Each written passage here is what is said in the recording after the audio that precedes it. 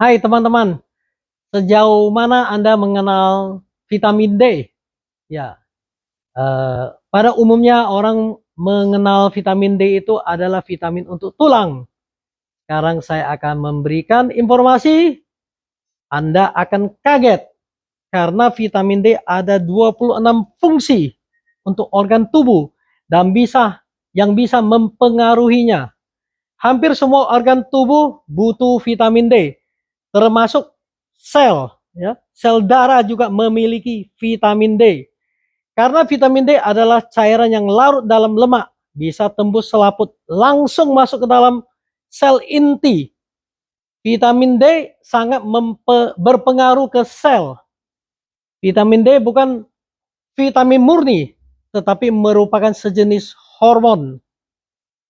Sudah ada 64.000 riset meneliti vitamin D ada 3-4% gen tubuh dipengaruhi vitamin D.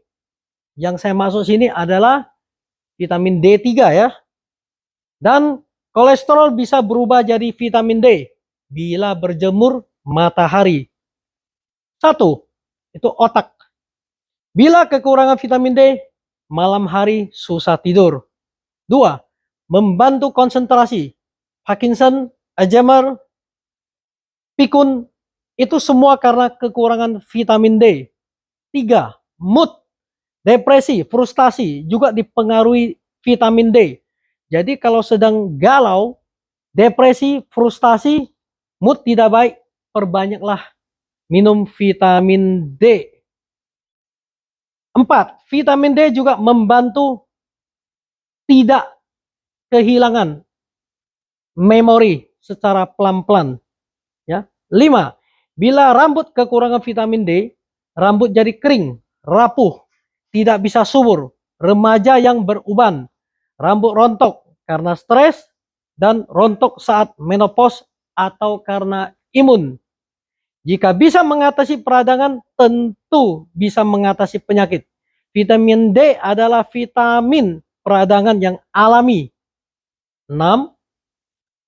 Kurap kulit kepala, eksim kulit timbul kemerahan ya, karena kekurangan vitamin D. Jerawat pada umumnya ya. 8. Mengatasi vitiligo. Vitiligo itu adalah penyakit kulit kekurangan pigmen zat warna. Kulit jadi putih. Dan melanoma. Melanoma itu sejenis kanker kulit. 9. Sinus di hidung dan atau hidung tersumbat. 10.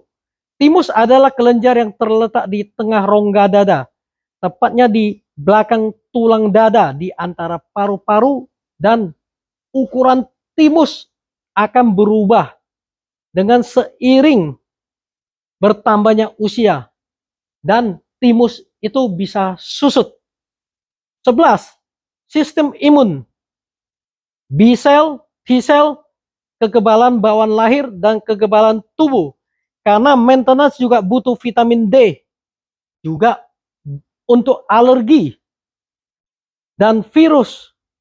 Vitamin D adalah nutrisi yang sangat penting untuk tubuh. 12. Mata. Vitamin D bisa memperlambat penyakit katarak, glaukoma, kerusakan syaraf mata, dan mata kering. 13. Tiroid. Rendah atau hipertiroid itu karena imun sistem juga ya. 14. Gigi. Kekurangan vitamin D mengakibatkan kalsium tidak bisa masuk ke dalam tulang. Anak atau orok bila kekurangan vitamin D akan mempengaruhi pertumbuhan struktur tubuh. Jika sudah dewasa, gigi atas dan gigi bawah tidak sama rata ya, tidak sama rata sehingga harus pasang kawat gigi. Ibu hamil dan ibu yang sedang menyusui harus minum vitamin D. Untuk tulang harus minum vitamin K2D3.